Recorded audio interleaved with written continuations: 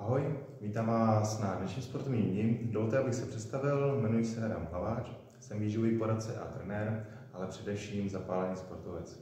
Zdraví mám jen jedno a tak dělám vše pro správné stravování a pravidelný pohyb. Tento projekt vznikl, když jsem byl na rodičovské dovolené, kdy jsem začal vymýšlet různé aktivity právě spojené se synem. Také jsem poznal, jak je občas obtížné skloubit čas s dítětem a různými sportovními aktivitami. Ale jak se říká, když se chce, tak jde vše.